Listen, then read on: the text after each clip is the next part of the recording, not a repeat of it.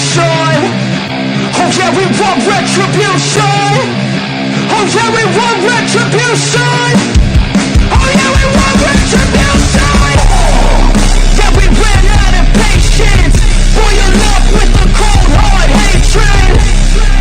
I can feel the vibration. Beat in the streets, it's a new sensation. I wanna break faces on the pavement. I wanna make greatness look complacent. Adrenaline awakened, I can taste it. We can make an impact, grab it and taste it.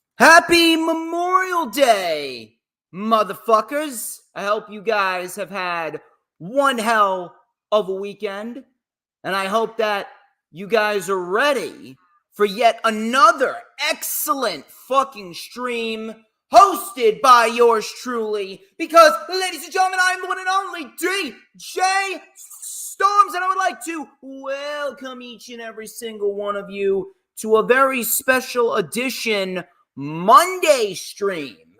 We don't normally stream very often on Mondays, but when we do, you know that it is going to be one hell of a stream. As of course, you already know who I am, Mr. Controversy, and the operator of the Best Damn X, formerly known as Twitter, handle known to mankind. And this is the official rewind for AEW Double or Nothing 2024, which of course streamed live last night on Bleacher Report and all local pay-per-view streaming platforms last night, with the buy-in starting at 6:30 p.m. Eastern Time. Kind of an early start time, and it certainly went late. It actually went past midnight.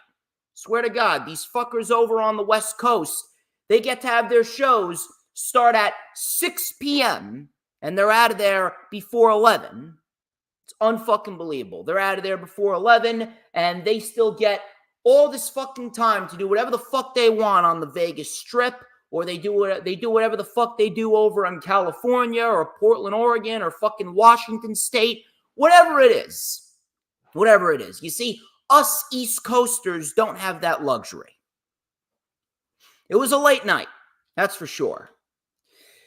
But Double or Nothing itself capped off what was a big weekend for the professional wrestling community and the professional wrestling industry. And we head into the summer of 2024. Double or Nothing.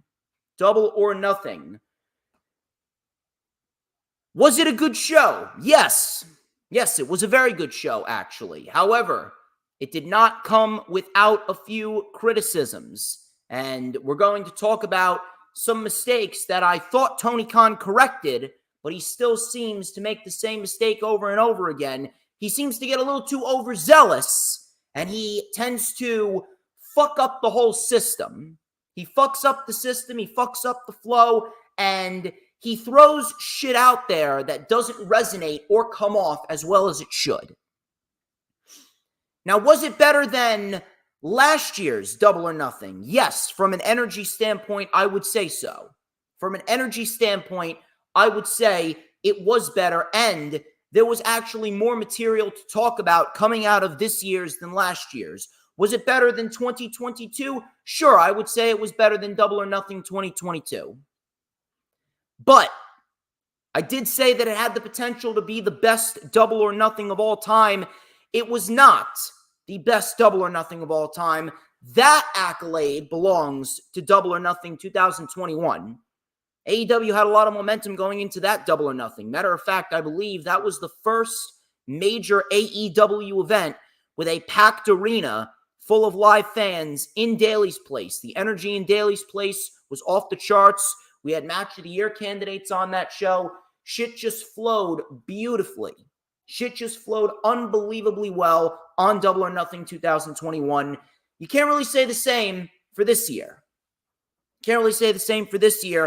And out of the 3 pay-per-views that Tony Khan has produced, we had Revolution, Dynasty, and Double or Nothing. Out of the 3 pay-per-views that he produced, this one was probably the weakest of the 3. But it was still a very good show.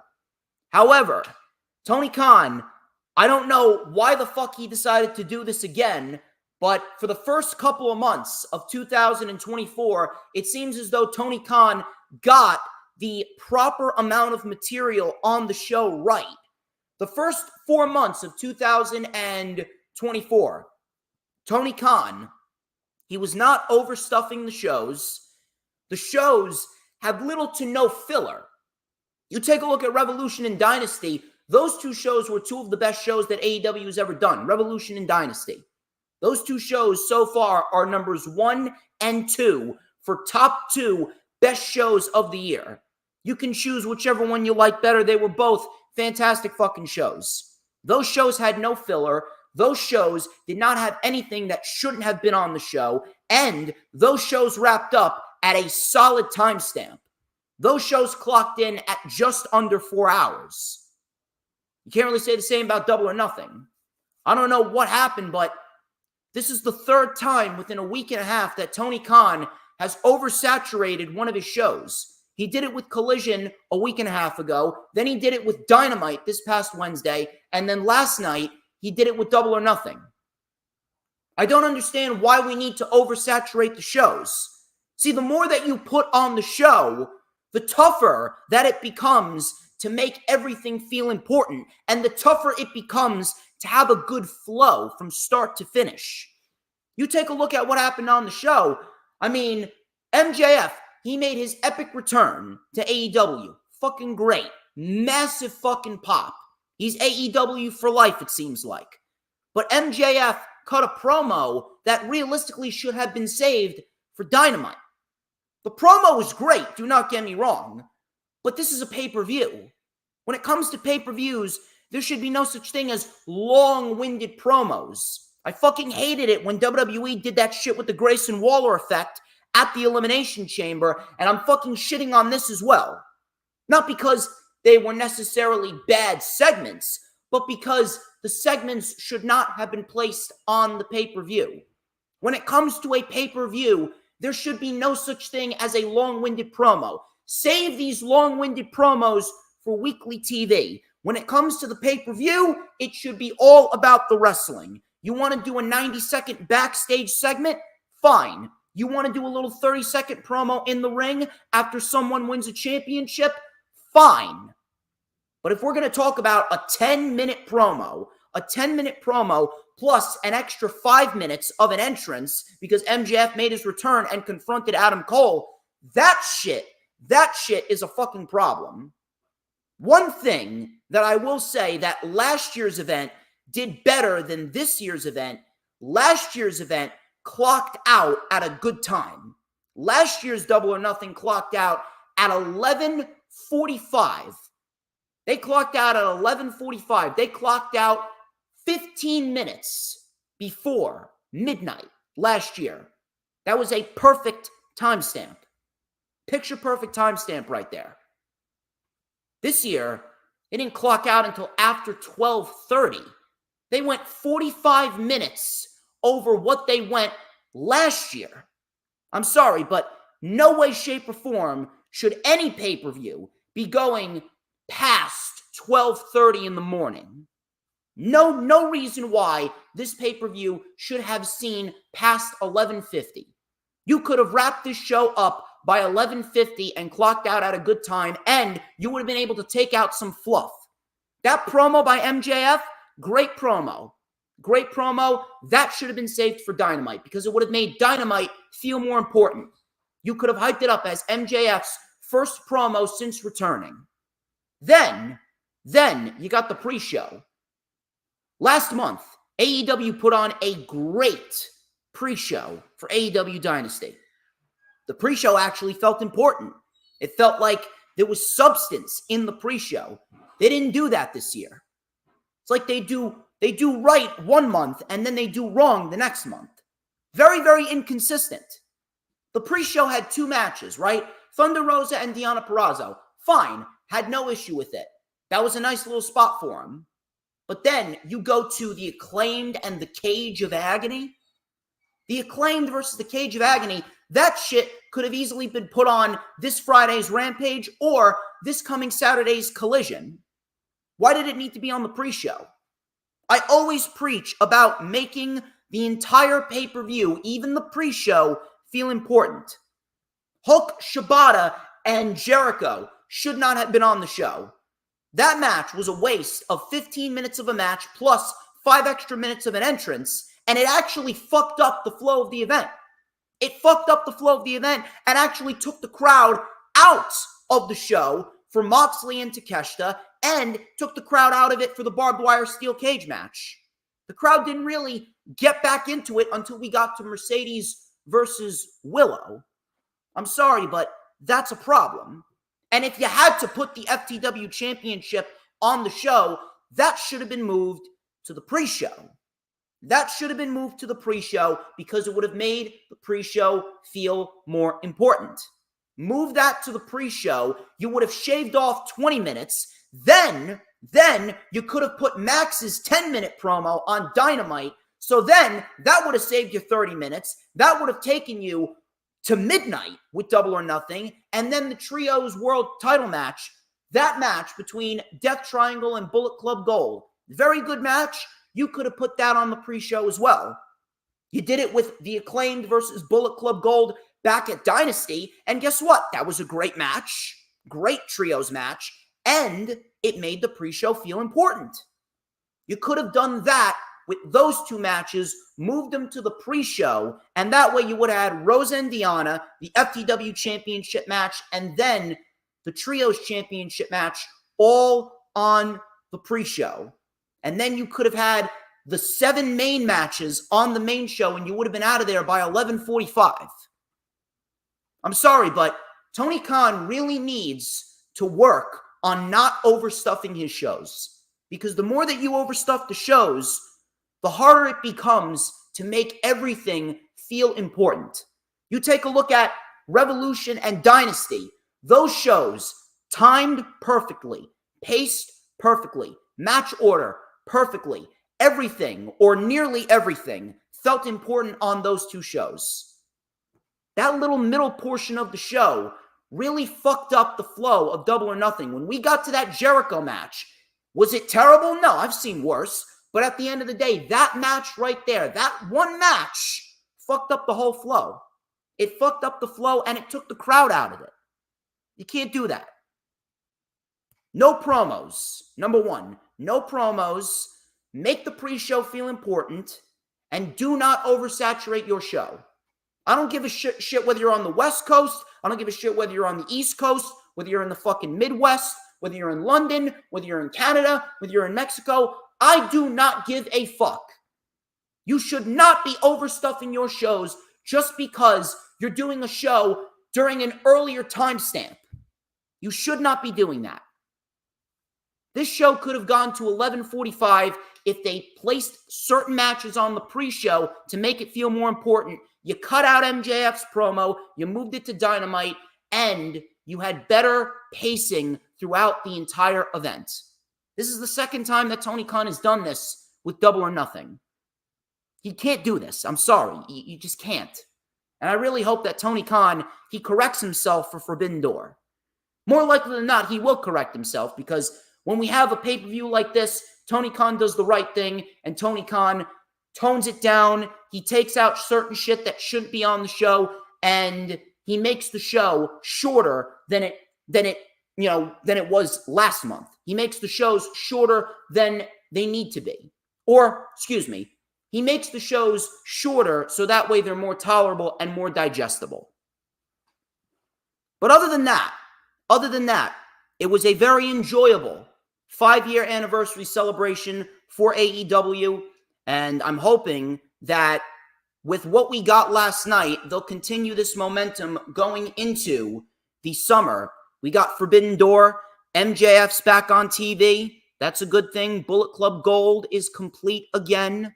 We also got the Elite. They got a victory in the main event. Swerve is killing it.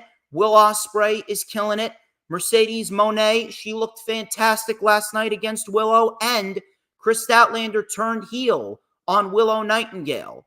It looks like we are going to see a nice little undercard feud with Statlander and Willow going into the summer months. I can certainly get behind that. But regardless, still an overall very enjoyable 5-year anniversary show for AEW. We got some really good wrestling. We got some memorable moments. Certain matches had the right outcomes. Certain stars were elevated in victory and defeat. We got a surprise debut, or a surprise one-off, rather, by Gangrel. That was very entertaining right there. We had some crazy shit going on in the main event. We're going to talk about it all. Be sure, if you guys have not already done so, please make sure that you follow me on social media at HistoryMakerDJS. One more time, that is at HistoryMakerDJS, both on X and Instagram. For collaborations and business inquiries, please send me an email. My email is, of course, StormsTakeOver@gmail.com. Please make sure that you check me out on my personal Facebook page and make sure that you like the official DJ Storms business page. And I may just send you an invite to join the official DJ Storms Posse group on Facebook. That is, all of those links are in the description of this very video. And be sure, if you have not already done so, check me out on Rumble. We're streaming live on Rumble right now. We're going to build a nice solid following over on Rumble. And we got ourselves a new show in the schedule of DJ Storms. The DJ Storms brand has another hot new show coming to you guys every single Thursday at 7:45 p.m. Eastern Time. It is going to be the Savage Storm Wrestling Super Show with my main man Savage, owner of the Wrestling with Savage brand. Mr. Savage and I, we will be going live every single Thursday at 7:45 p.m., and we will be dissecting all the major news, rumors, and reports in wrestling. We'll be going over all sorts of results from all the major weekly shows in the professional wrestling landscape, including Collision and Dynamite. We're going to do a little TNA watch along. We may go over NWA, go over some WWE material, and some indie material as well. Also, you guys are fans, and you want to come on the channel, you want to come on the stream, and you want to discuss all the major happenings. You want to discuss all the major happenings and give your opinion on whatever's going on in the pro wrestling industry. We invite you to come on in. If you guys are interested in coming on, please hit me up or hit up Wrestling with Savage. And we'll also be doing some wrestling interviews. Savage got some connections, so hopefully we should be getting some big-time wrestlers coming on the show, and we will be talking to them, interviewing them, and asking them some hard-hitting questions. So please set your calendars this Thursday, the Savage Storm Wrestling Super Show, May 30th at 7:45 p.m. Eastern Time. It is going to be fucking big. And then you got the super chats, the super stickers, and the super thanks. Please make sure you guys are sending them on in. I got a nice solid amount of super chats, super stickers, and super thanks in the last couple weeks. And I got some channel memberships as well. You guys want to become members of the channel? Please go and do so, because you will get special perks, including custom emojis, and I may just put out some exclusive video content for all of the channel members as we speak. You get a lot of perks when you're riding with DJ Shizzle Dizzle, that's for sure. Please make sure you like the stream, share it on all platforms of social media. Everyone needs a little bit of DJ Storms in their life. Be sure to hit the subscribe button if you're watching on my YouTube channel, and hit that notifications bell with a huge coup de grace, because that way you will know whenever I pop up on YouTube. Because whenever I pop up on YouTube, oh, Baby, you already know that it is going to be the absolute best time that you're going to want to come on and be on YouTube, because it's the only time that you are going to get to see this glorious sideburn shin strap combination and this beautiful mustache right here. And be sure to get your official DJ Storms merch, including wristbands, t-shirts, and the official DJ Storms switchblade comb, because it is just so good. It is tasty, succulent. It is delicious, just like I am. Everybody wants a piece of the Storms Meister. You already know the drill, people. Anyway, let us get into the show itself. That's why you guys are all here. Buy-in. There was 2 matches and a major announcement on the buy-in. First match, Thunder Rosa and Deonna Purrazzo. And I am actually happy that they got a little bit of a showcase here. I'm glad that they're building undercard feuds in the women's division. This went about 11 minutes. This was the first match on the show. The crowd, I could already tell, the crowd was much better than they were last year when this match began. We had a nice Hurricane Rana by Rosa and a Wrecking Ball drop kick. Deonna then wrenched at the arm of Thunder Rosa. Rosa was able to fight back. Both women hit a double lariat. They were both down. Both women then traded some strikes. We had a nice neck breaker by Thunder Rosa. Drop kick against the ropes for a 2 count. Rosa was then hung in a tree of woe. Deonna with a shoulder tackle right to the gut. Rosa with a rolling elbow for a 2.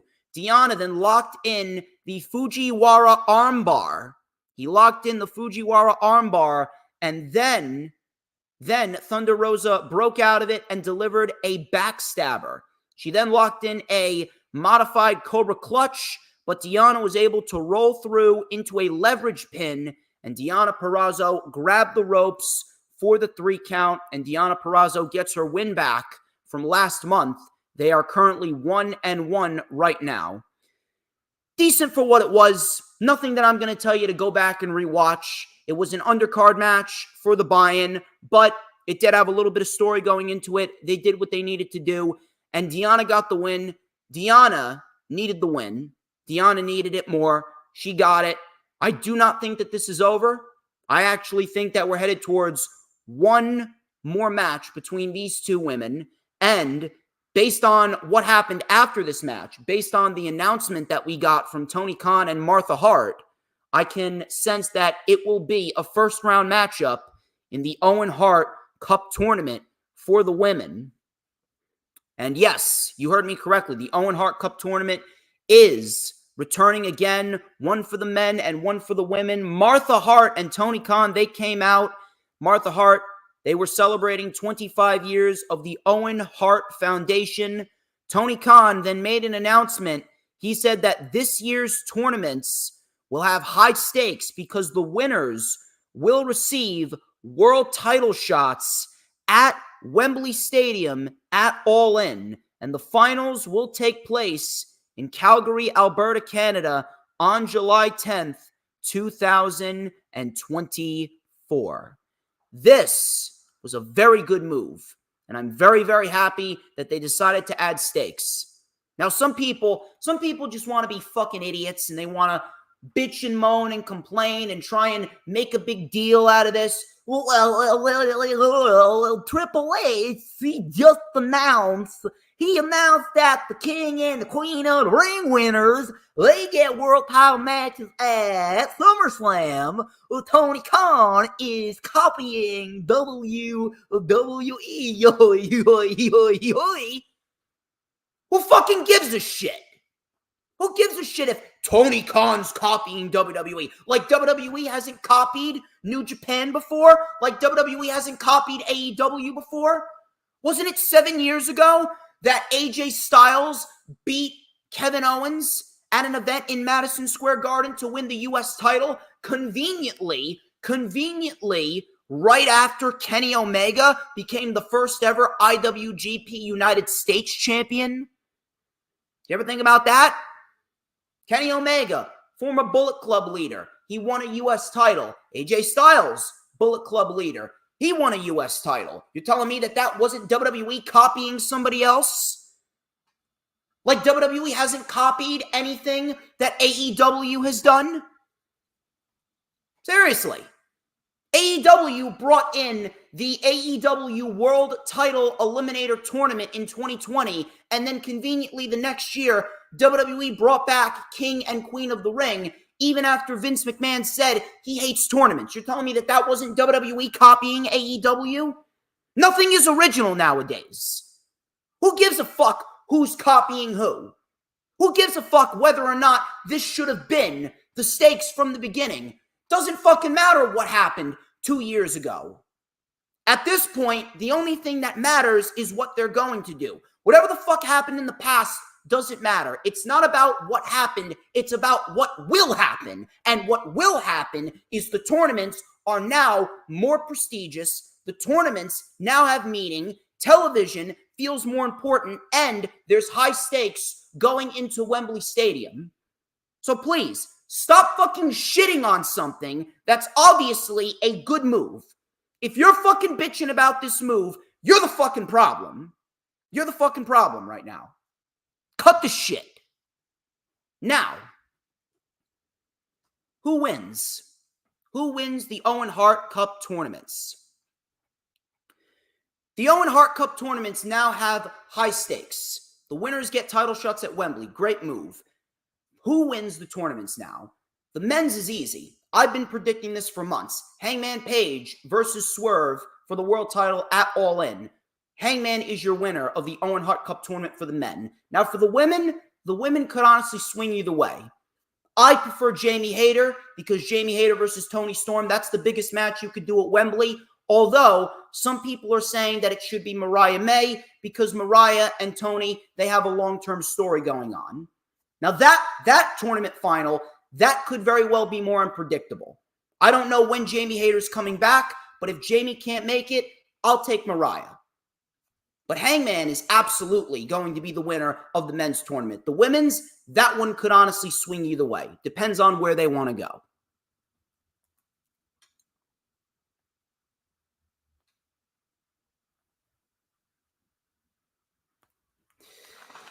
And then we got ourselves the Acclaimed versus the Cage of Agony. Fun little trios match. Really nothing over the top. Really nothing too crazy. In the end, Billy Gunn with a roll-up on Bishop Khan. And Billy Gunn gets the win for himself and the Acclaimed. I mean, did this make the pre-show feel any more important? No. I already ranted on this before. It doesn't really matter what the fuck happened here. It was just a match that was there. If anything, like I said, this should have been saved for either Rampage coming up or Collision coming up.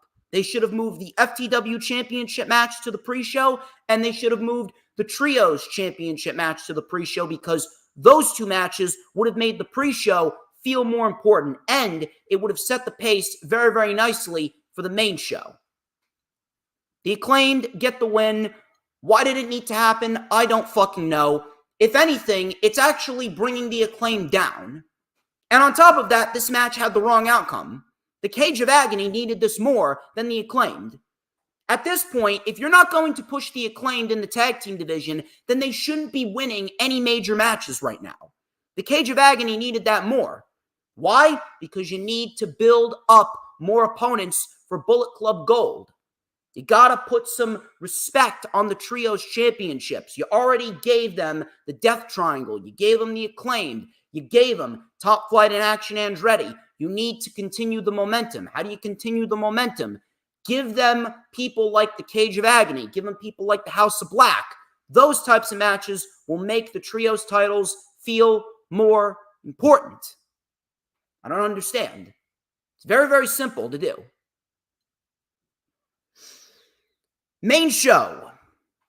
Now the show gets underway. Will Ospreay and Roderick Strong, AEW International Championship. Now, I was actually saying to myself, you know, they're playing a very, very dangerous game right here, putting Will Ospreay and Roderick Strong on first. Will Ospreay right now is the top guy. No matter how you look at it, he is one of the top guys in AEW right now, and he is taking over the role of Kenny Omega. Will Ospreay right now is the best bout machine. So I don't know if it was wise putting Will Ospreay on first, because now you're running the risk of Will Ospreay stealing the show in the first match and taking the crowd out of it for a while. They played a very, very risky game. Thankfully, it did not come back to bite him in the ass. Will Ospreay and Roderick Strong kicked off the show, and the best part about this match was it was timed perfectly. This match didn't go too long. It didn't overstay its welcome. It went just under 18 minutes. That was the perfect timestamp for it, and they gave you just enough for it to be considered a great match. Both men looked good, and we got a little bit of story with Don Callis telling Will Ospreay to use the Tiger Driver 91. Will Ospreay didn't listen to him. Instead, he went for the Stormbreaker, and he ended up winning the match. Meanwhile, in Takeshita's match, Takeshita listened to Don Callis. That backfired on him, and he lost his match. So I like that little tidbit of story that they were telling right there. But we get ourselves Will Ospreay, Roderick Strong starting off the show. Both men came in pretty hard. They were chopping each other. We go further into the match. Roderick Strong with a superplex and a torture rack backbreaker for a 2 count. Ospreay with a sit-out Liger bomb. He mounted a comeback with a nice super kick. And it looks like, what the fuck's going on here? What is going on with my camera? There we go. I don't know what the fuck was going on with my camera there. Don't fucking tell me it's lost connection to my fucking camera. Don't fucking tell me. Hold on 1 second. What the fuck is going on over here? There we go. What the fuck? What the fuck is going on over here? Please do not fucking tell me that I need to restart.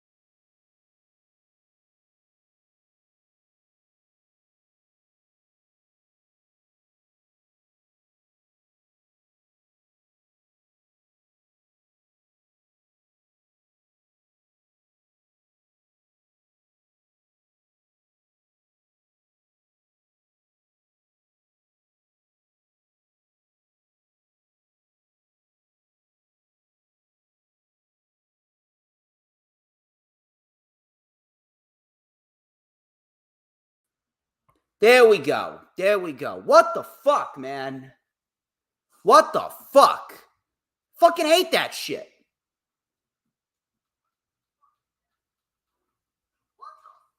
I swear to God, it's raining over here, and the rain, it doesn't want me to fucking review this show. It's ridiculous. Anyway, what was I talking about? Will Ospreay and Roderick Strong. So Will Ospreay, he mounted a comeback here against Roderick Strong in this opening match. The crowd was chanting, "This is awesome," after Will Ospreay hit the Oz Cutter. From there, the ref was checking on Strong. Don Callis told Will Ospreay to hit the Tiger Driver 91. Will Ospreay was conflicted. Roderick Strong took advantage, hit an Olympic slam, a gut check, and a beautiful sick kick for a 2 count. We had a Hurricane Rana pin by Will Ospreay. That got a 2 count. Then we had the End of Heartache. End of Heartache connects. Will Ospreay landed on his feet. Looked absolutely beautiful. Will Ospreay then locked in the Stormbreaker. Hit the Stormbreaker. Looked beautiful. 1, 2, 3. And Will Ospreay is the new AEW International Champion in a great match that showcased both men's strengths, didn't go too long, timed perfectly, and it gave you just enough for both men to showcase just how good they really are. Now, where do we go from here? Will Ospreay, it's clear as day that Tony Khan wanted to push him, and it's clear as day that the people want Will Ospreay on their TV screens. It's clear as day that the people want Will Ospreay in a big-time role. It's clear as day that the people want more of Will Ospreay. Well, now they're going to have more of Will Ospreay. Now he's the international champion. There was no way that they were going to give him the world championship. Giving Will Ospreay the world championship this early would have been a massive mistake. Will Ospreay right now, he is on the up and up. But right now is Swerve's time to be world champion. And Swerve will be world champion for a solid amount of time. He should be world champion past Wembley. Will Ospreay, he really wasn't going anywhere other than the international championship. That's probably the best role for him because now Will Ospreay can do what he does. He's on TV every single week. He's going to be competing in big-time matches. He's going to make that title feel important. Now, it sucks for Roderick Strong. It sucks for Roderick Strong because I wanted to see Roderick Strong hold that title a little bit more. I wanted to see what else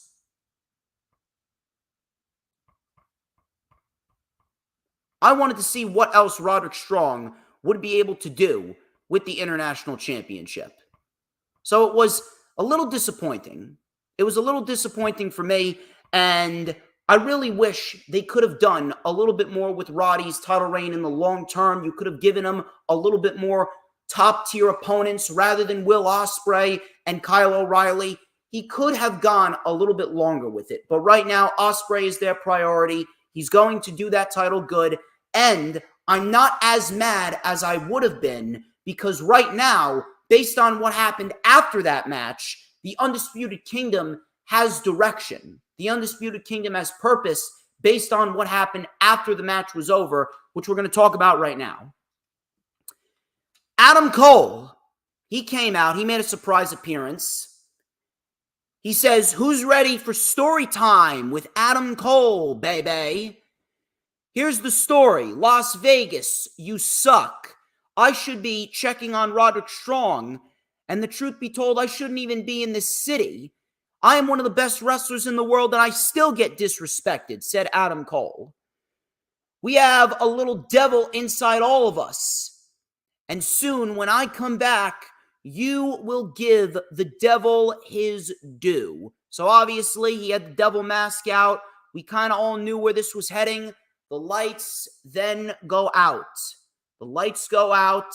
They showcase this corridor, and all of a sudden, the door opens to a room, and you see MJF's picture with the world title. You see all this memorabilia from all of his major moments in All Elite Wrestling.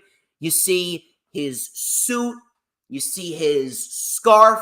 You see his ring. And then you see a hand reach into the suit, pulls out a ripped up photo of Adam Cole, and then the other hand comes in and it showcases a photo of MJF himself. All of a sudden, we flash back to Cole. The first note of his music hits. The crowd absolutely fucking explodes. It's like they're in an arena of 50,000, 60,000 people. Crowd absolutely fucking goes nuts. MJF comes walking down to the ring in a denim jacket with black leather sleeves. He embraces Adam Cole, and then he kicks Adam Cole in the balls. Crowd is chanting, "Holy shit." He gives Adam Cole a brainbuster, and then he takes the mic, and he cuts a promo. He goes, "Adam Cole, you noodle-armed son of a bitch. Did I hurt the baby? Somebody get this shit stain out of my ring." He says, "You all thought that he took out MJF, but all he did was wake him up. I gave you my trust. Guess what? That shit ain't happening again. I am the greatest wrestler on God's green earth. My name is Maxwell Jacob Friedman, and I'm better than you, and you know it. Why? Because unlike Adam Cole," said MJF, "I don't need a New Japan or a Vince McMahon to make MJF, because MJF made MJF. I'm done with this love. No more bullshit. I'm talking hate, hate, hate. Nobody is safe." He then said, this stupid mask, masks are for cowards, and I'm done apologizing for the fact that I'm the best. It's not my fault that all your faves, in comparison to me, suck a big old bag of donkey dicks. And they actually got the crowd to chant donkey dick, which I thought was brilliant. He goes, "No one is on the level of the devil, and this dumb mask can go straight to hell." He then stomped on the mask and delivered an elbow drop on the mask as well.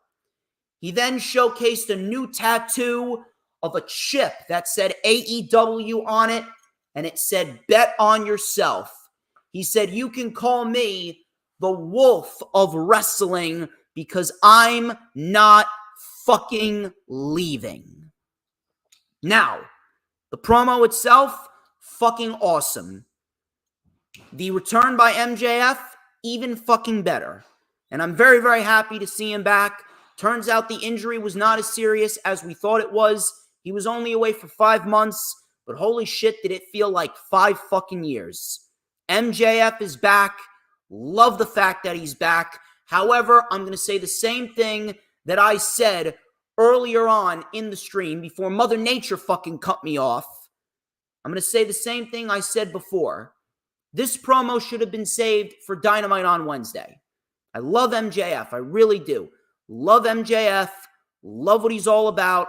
I love everything that MJF is, and he is undoubtedly the MVP of AEW. I love him. He's great. But as we speak right now, MJF, his return was awesome. We do not need promos on a pay-per-view. The pay-per-view should be focused solely around wrestling. MJF's time actually gave us a longer show than we really needed to have. This is what I mean. Certain segments do not need to be on the show. If MJF cut his first live promo back from this Wednesday on Dynamite, it would have made Dynamite feel more important. It would have given people more of a reason to go out of their way to watch AEW Dynamite. Now, MJF already cut his first promo at Double or Nothing, and now the promo that he cuts on Wednesday, if he does cut a promo on Wednesday, is going to feel less than. MJF's promo should have been saved for Dynamite, and I'm not going to stray away from that. Other than that, I mean, this was awesome. This was awesome. The pop was fucking great. MJF's return, fucking epic. The promo was great. It just should have been on Dynamite. From there, we go into Bullet Club Gold versus the Death Triangle Unified World Trios Championship. The Jay White's, he's being mistreated. Oh God, he should have gone to WWE. Triple H would have treated him so much better. Blow me. Just like MJF said, suck a big old bag of donkey dicks. Jay White is doing just fine. This was a very good match. Not match of the night. Not match of the night. I mean, this was put on right after the MJF match, so these 6 guys kind of had a little bit of a dilemma here. They had a lot to follow up on. They did not live up to MJF's epic return, I'll tell you that. But this was still a very good trios match. Went about 13 minutes. Death Triangle was in control early on. Man, I really love Death Triangle. Death Triangle, when they get going and they're a trio, they are fucking great together. So Death Triangle, they were in control here. Pac was isolated before he made the tag to Penta. Penta with a diving crossbody onto the Guns.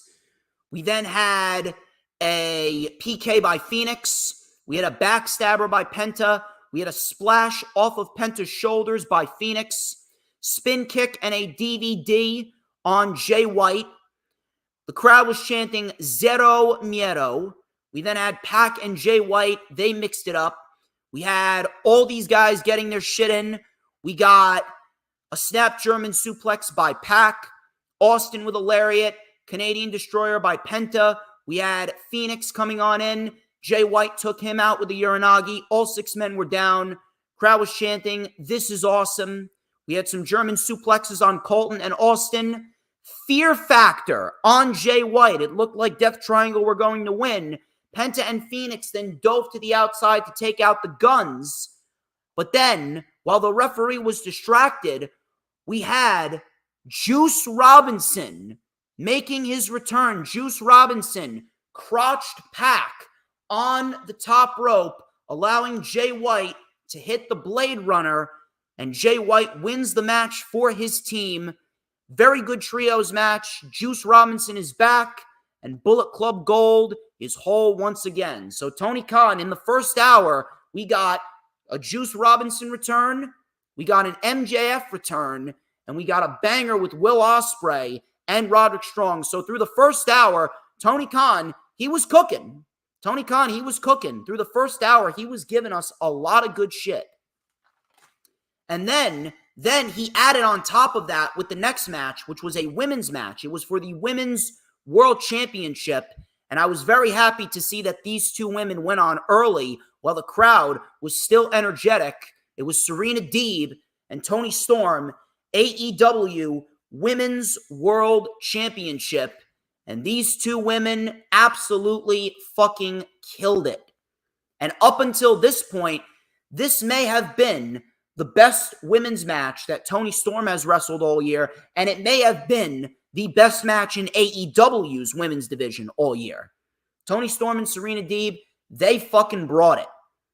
And we really saw a lot of the old Toni Storm coming out here against Serena Deeb. And that just goes to show you how good Serena Deeb really is. The downside to this is the fact that Toni Storm is just so fucking over to a point where anyone that goes against her, it doesn't matter who you put against her, anyone that goes against Toni Storm is going to be looked at as a heel. No one wants to boo Toni Storm. Now, people, they respect Serena Deeb, but even though Serena Deeb overcame 3 seizures, even though Serena Deeb was able to come back after a long time away, and now she's finally competing once again, it's a great thing to see. Toni Storm right now is doing the best work out of anyone in the entire AEW women's locker room. I'm not counting Athena because Athena's in Ring of Honor. But as we speak right now, Toni Storm, she is number 1. No one is better than her. So by default, anyone that goes up against Toni is automatically going to be considered a heel. So we had ourselves Toni Storm and Serena Deeb starting off very, very standard, some swift back and forth. Toni with a hip attack, sending Deeb to the floor. Deeb then with a swinging neck breaker on the floor. We then had the crowd chanting, "Let's go, Toni." We had an octopus stretch by Serena Deeb. Toni got to the ropes with her teeth. Deeb then with a dragon screw and then a rolling backslide for a 2 count. Toni Storm then with a headbutt. Both women down. Toni with a backstabber off of the ropes, a DDT, and a fisherwoman suplex for a 2. We had an armbar by Deeb. Toni powered out of it. We had a cloverleaf by Toni. Deeb got to the ropes. Deeb with rapid-fire slaps. We had a running lariat and a neckbreaker in the ropes. Swinging neckbreaker by Deeb again. Snap German by Deeb. Hammer lock lariat. And Toni Storm was able to kick out. Toni then with a choke bomb for a 2. Deeb then locked in the single leg crab. Deeb was wrenching on the leg of Toni Storm. She was wrenching back hard. We then had Mariah May contemplating with Luther whether or not to throw in the towel. Luther was telling her, no, don't throw in the towel. Toni was able to get out. Toni then threw the towel into the crowd. Toni Storm then came in with a German suplex. Deeb then flipped off Toni Storm. Toni Storm hit Storm 0. 1, 2, Deeb kicked out. Deeb kicked out. Great near fall. We then had another dragon screw combo in the ropes by Deeb. Deeb then with the Deeb Tox, the cross-armed Styles Clash on the apron. Back in the ring again, a second Deeb Tox. 1, 2, Toni kicked out. Very nicely done. Great near fall. Both women were now on top. Toni Storm with a Storm 0 from the top. And then one last Storm 0 in the ring. 1, 2, 3. Toni Storm retains the AEW Women's World Championship in an excellent match. Crowd was a little bit iffy. But in the end, they came alive. And Toni Storm and Serena Deeb may have put on AEW's best women's match all year and Toni Storm's best match out of her entire women's title reign so far. And Toni Storm, I'm very, very happy that Toni Storm has finally found her groove, because in the early portions of her title reign, it was nothing but character. It honestly felt like I was watching a WWE-esque women's title reign. It honestly felt like I was watching a title reign where a Broadway play actor was holding the championship. I don't know what the fuck was going on, but her matches just weren't hitting like they should. But then all of a sudden she wrestled Azumi, right? She wrestled fucking Azumi on Collision. And since the Azumi match, she's been fucking killing it. She fought Azumi, she fought Anna Jay, she fought Thunder Rosa, she fought Deeb. Banger after banger after banger now with Toni Storm. She's like the female Australian Sheamus right now. Toni Storm and Serena Deeb fucking killed it. Excellent match. May very well have been the best match on the show up until this point. And one thing I loved about this match is that Serena Deeb and Toni Storm, they had a match with no interference. Mariah May and Luther did not touch Serena Deeb. Toni Storm won clean. Taking a break here for 1 second. I hope you guys are having a good time. Thank you very much to Jordan Kirby. Thank you very much to Adam Carl. Thank you very much to Sean. If you guys have not already done so, please make sure you send in your super chats and your super stickers and your super thanks, because I have been working my ass off and I think I deserve a little bit of moolah to go along with all of the great content that I've been putting out there for you guys. MJF was the best part of Double or Nothing, says Jordan Kirby. I can't really sit there and disagree, although I would say that the last 3 matches, they really brought the show up several notches. And MJF, he's got a lot to look forward to going into the summer of 2024. Now, MJF, he just recently came back. MJF, now that he is back, is going to make AEW TV better. And now, with MJF back, the Undisputed Kingdom has purpose again. The Undisputed Kingdom has a sense of direction. Now, what is the plan for MJF going forward?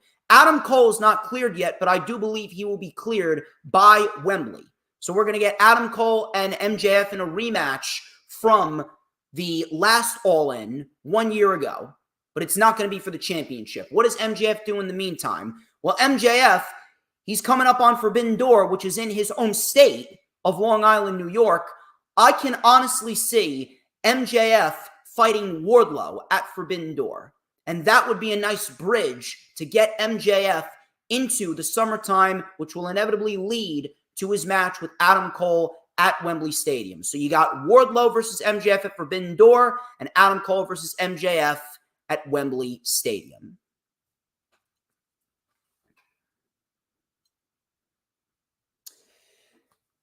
How you doing, Rob King? Greatly appreciate you stopping by. So from there, we go from Tony Storm and Serena Deeb to Trent Beretta and Orange Cassidy. And this was a straight-up wrestling match between the two. Cassidy and Trent Beretta, they actually had a decent match here. For an undercard match, this was actually very good. The crowd was into it. This was actually better than their match a couple of weeks ago on Dynamite. And Orange Cassidy did not come out to Jane. He came out to his classic song, Where's My Mind?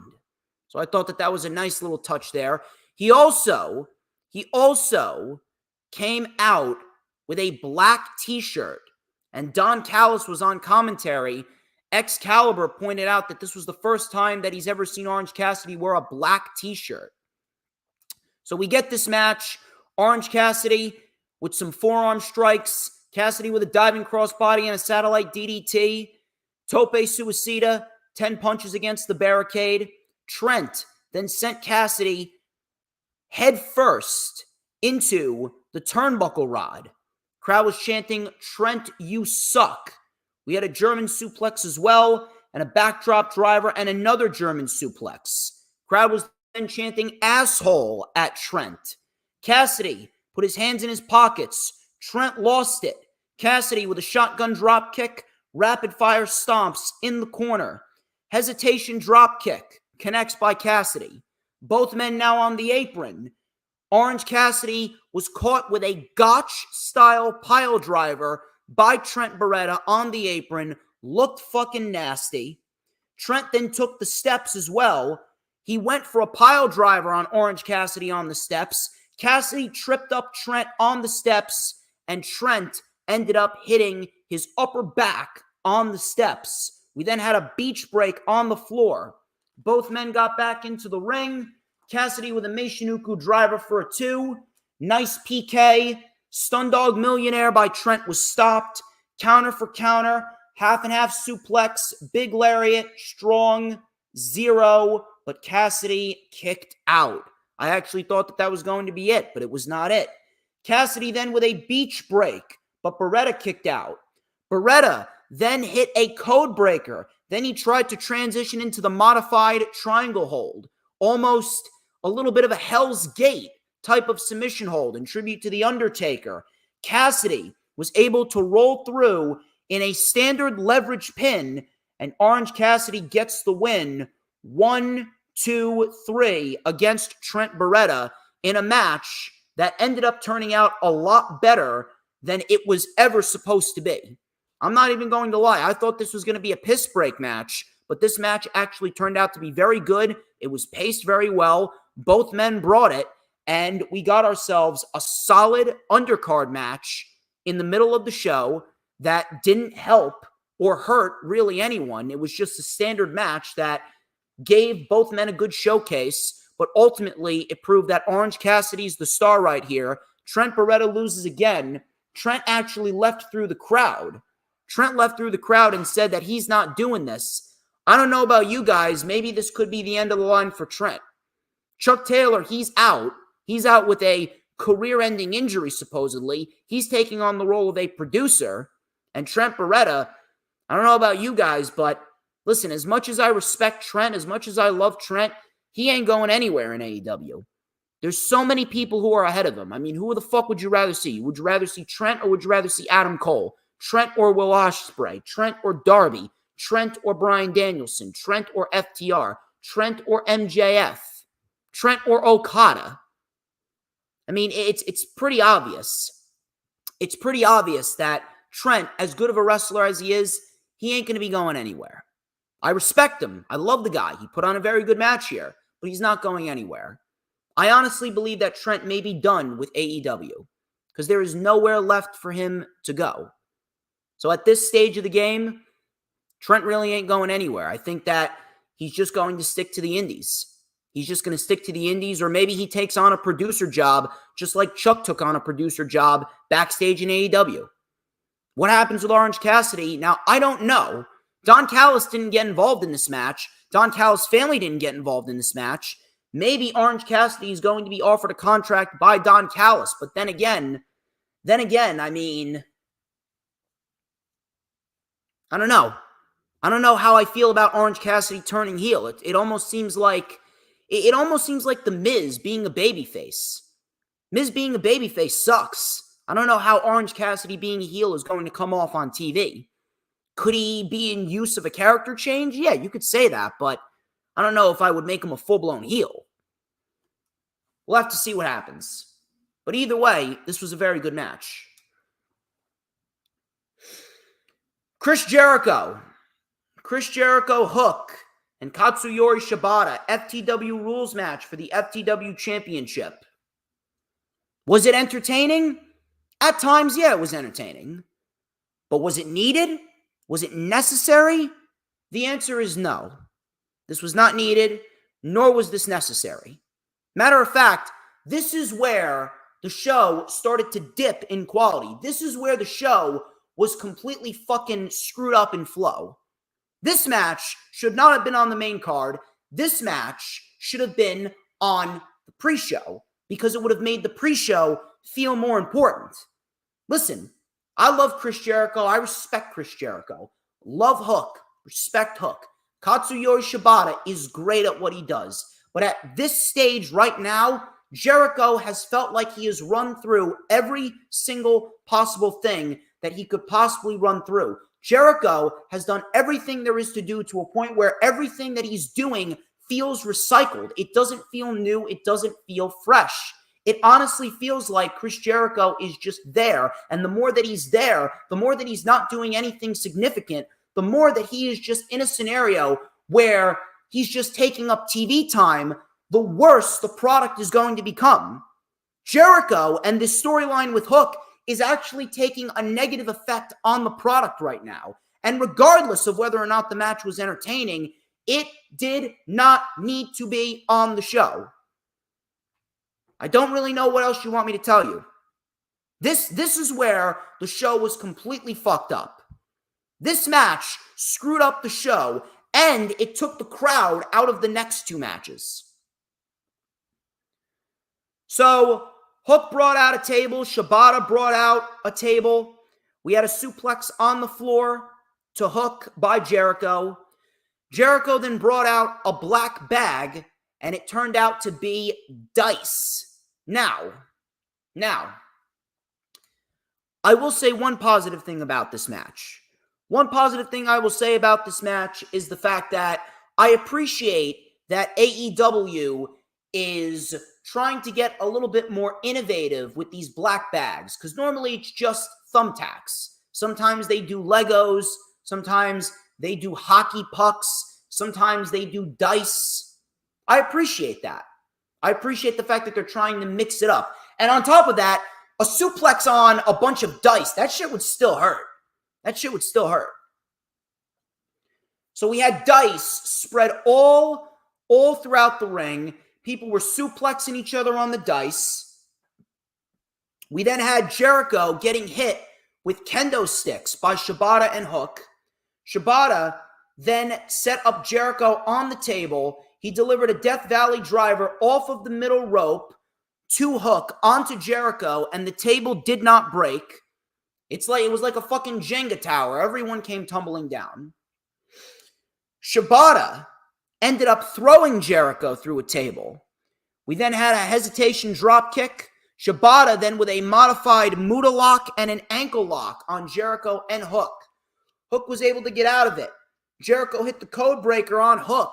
Hook kicked out.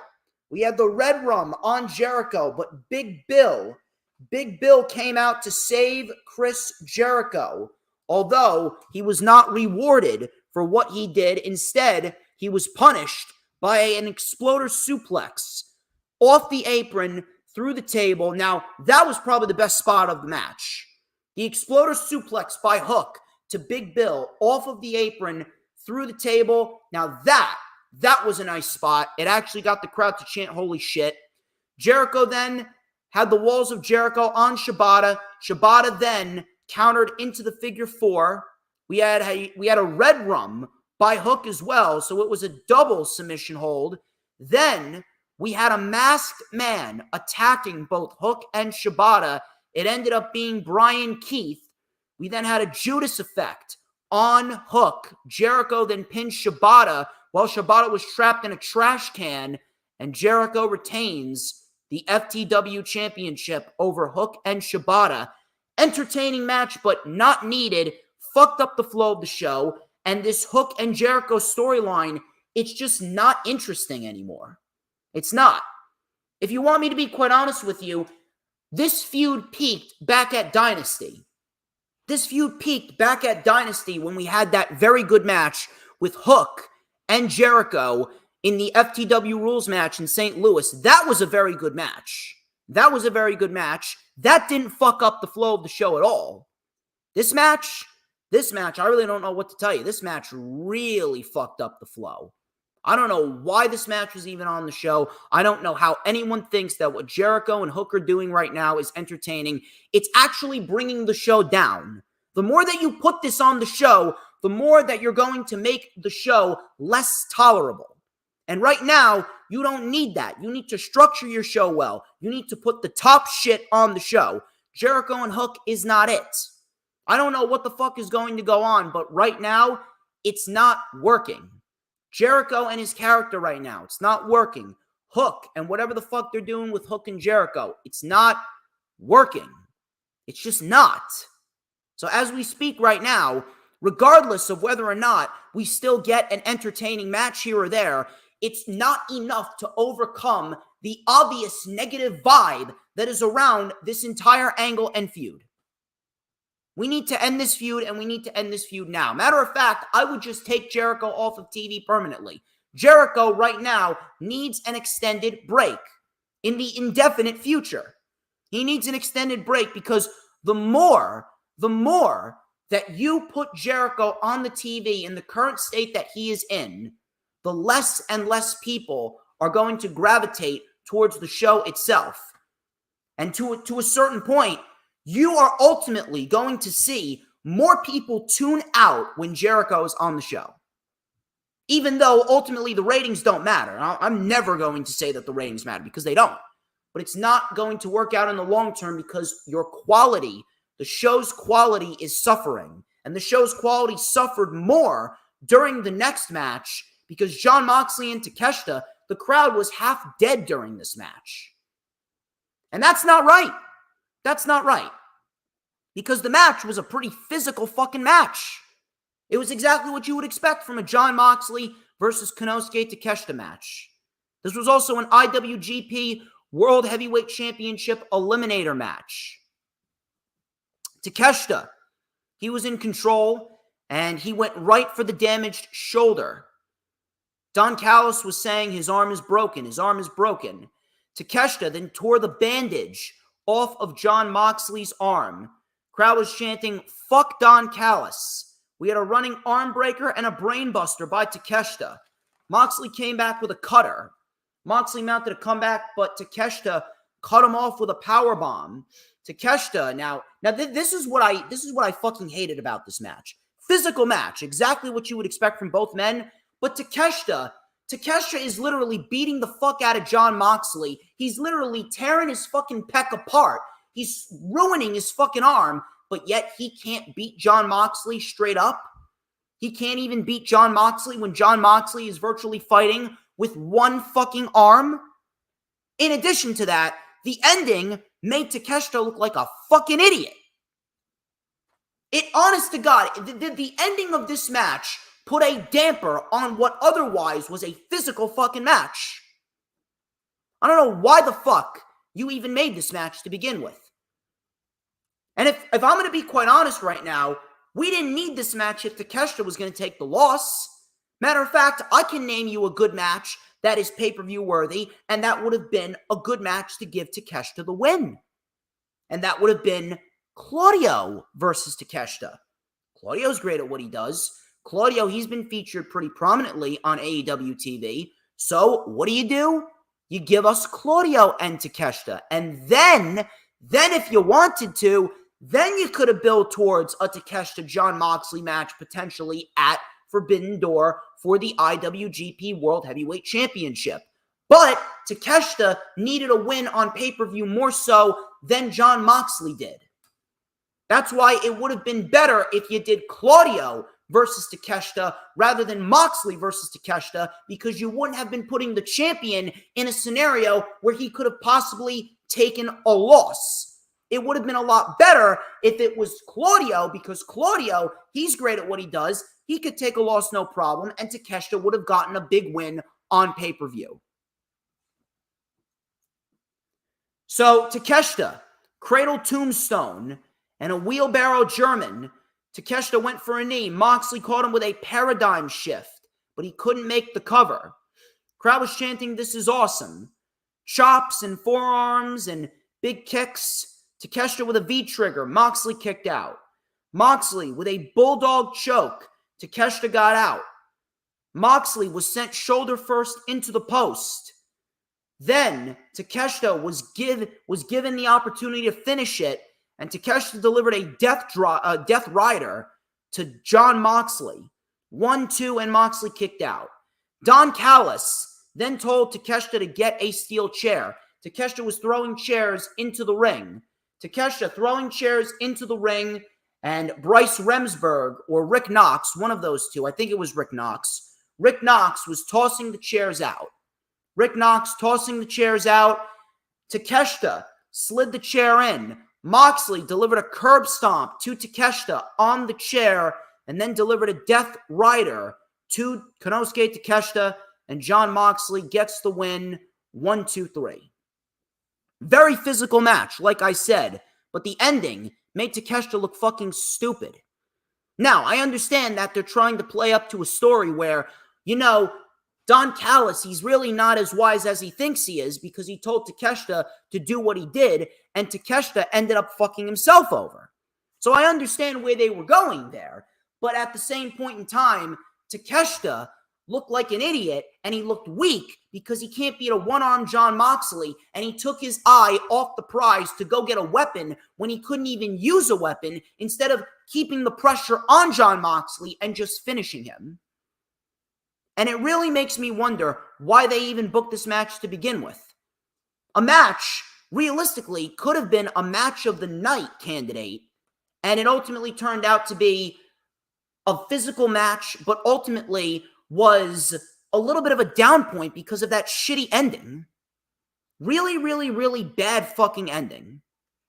And Takeshita deserves a lot better than that.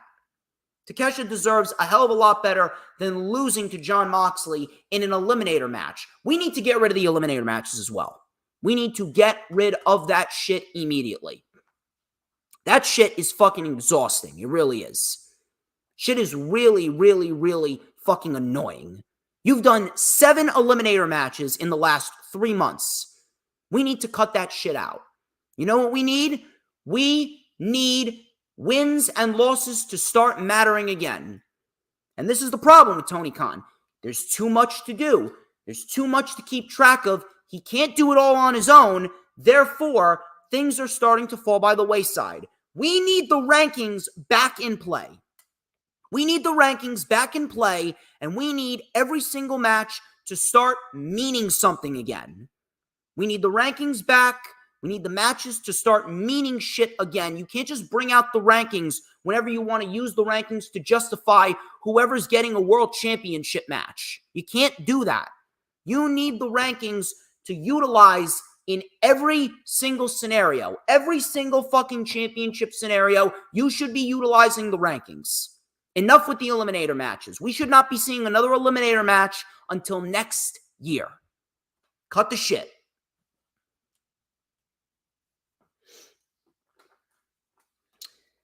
Now, we get to the last 4 matches. Now, this is where the show starts to pick up again. The Jericho match fucked up the show's flow. This is where the show starts to pick up again. Adam Copeland and Malachi Black, barbed wire steel cage match for the TNT Championship. Adam Copeland got a Brood-style entrance with South of Heaven playing in the background. Now, that was pretty badass.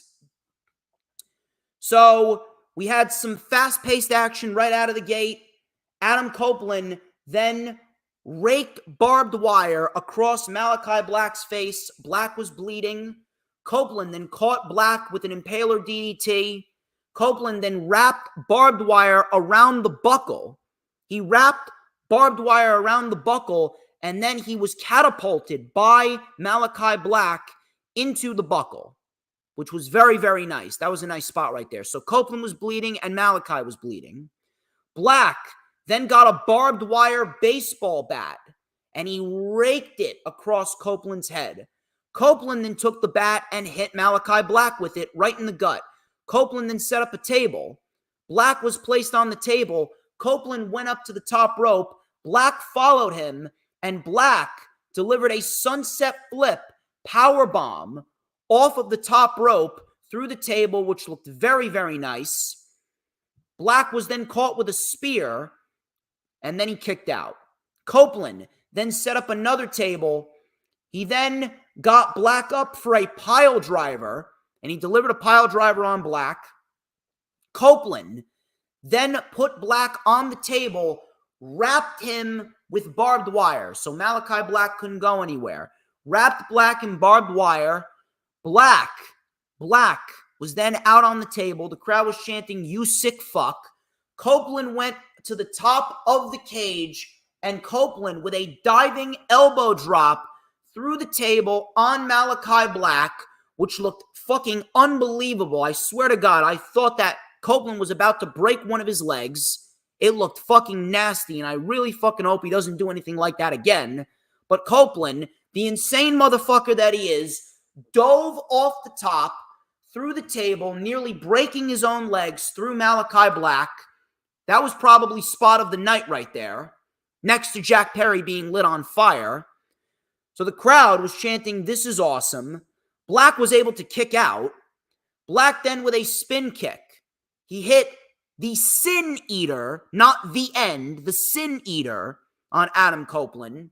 I don't know why the fuck we have Excalibur calling it the End. But he hit the Sin Eater spinning heel kick on Adam Copeland. Copeland kicked out. Black then pulled out a little spool, like a spool, that one thing that you hang an umbrella on, and he stuck the spool into the ring apron. He stuck the spool into the ring apron and punctured a hole in the ring. So from there, Copeland was then kicked through the cage door. So Copeland fell out of the cage. Black followed. Black was then hit with a spear by Adam Copeland on the floor. In came Buddy Matthews and Brody King. They stood side by side with Adam Copeland, and they made it seem like they were going to side with Adam Copeland. But then out of nowhere, Brody King just fucking decks Adam Copeland with a lariat. It was all a setup. It was all a rouge. Back in the ring, the House of Black had the 3-on-1 advantage. Black then put a crown of barbed wire on top of Adam Copeland's head, and Adam Copeland was christened Jesus Christ, barbed wire Jesus Christ. All of a sudden, the lights went out, and the lights were going in and out of black and red, and all of a sudden, Gangrel, out of nowhere, Gangrel comes up from the ring to a massive pop, sprays blood in the face of Brody, delivers an Impaler DDT on Brody, an Impaler DDT on Buddy. Black then hit Gangrel with the Sin Eater, and then Adam Copeland hits Malachi Black with the spear, and instead of pinning him, he then takes the barbed wire, wraps the barbed wire around the head of Malachi Black and locks in a crossface with the barbed wire. And Malachi Black could not withstand the pain. Malachi Black ends up passing out to Adam Copeland as Adam Copeland gets the win and he retains the TNT Championship in a match that was not match of the night, but they gave you just enough brutality for it to be a fun cage match. We got a lot of fun stuff. We got the sunset flip powerbomb through the table. We got the big dive off the top through the table. We got a little tease of Buddy and Brody joining Adam Copeland. And we got a very, very, very nice surprise debut of Gangrel helping Adam Copeland retain the TNT Championship. And Malachi Black was protected in defeat. He was not pinned. He was not submitted. He passed out. I can't really sit there and say that this was a thumbs down match. Now, was it Adam Copeland's best match in AEW? No. Matter of fact, I think the crowd was actually a little bit lukewarm for this match. The crowd was a little bit too quiet for my liking, but they gave you enough brutality for it to be considered entertaining. Both men looked good.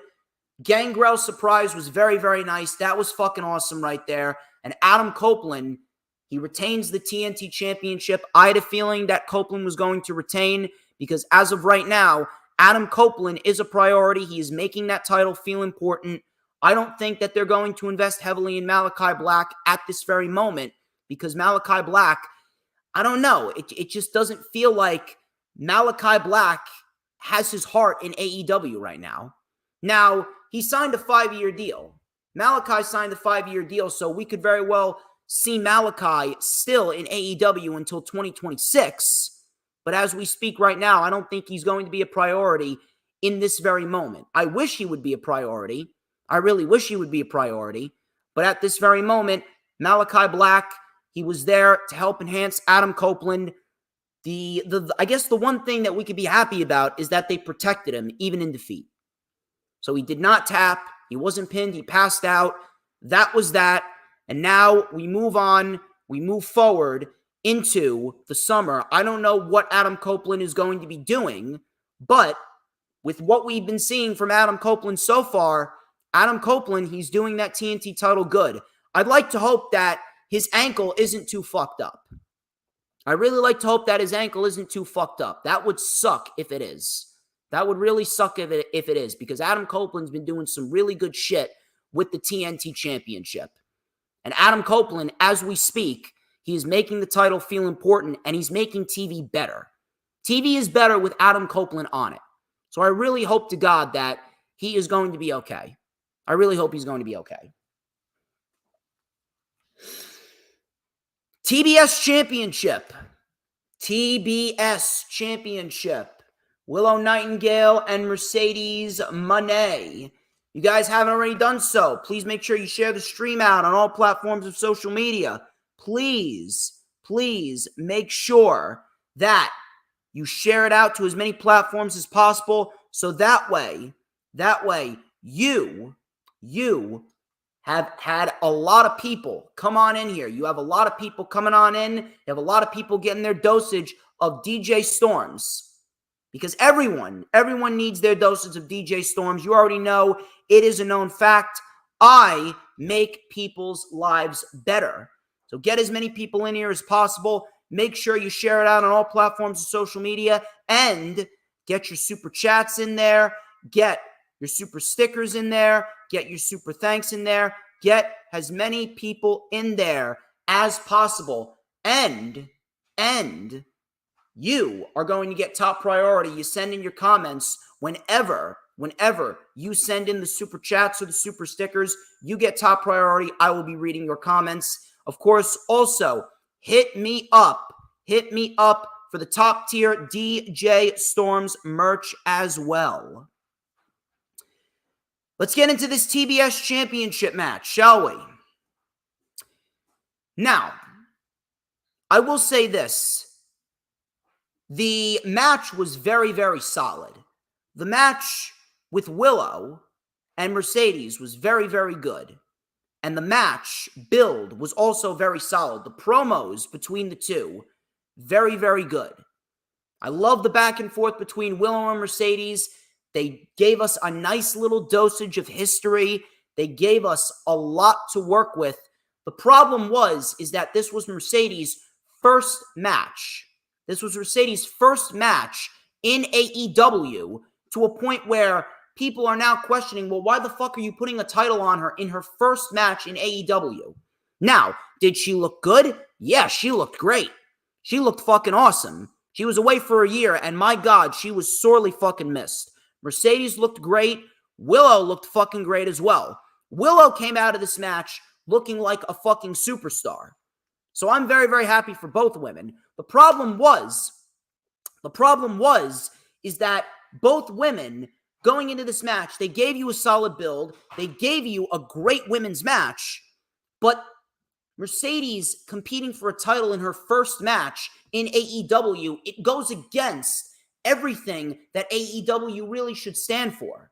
It goes against everything that they should really stand for, because now you're just taking her and giving her a title just because of her name value.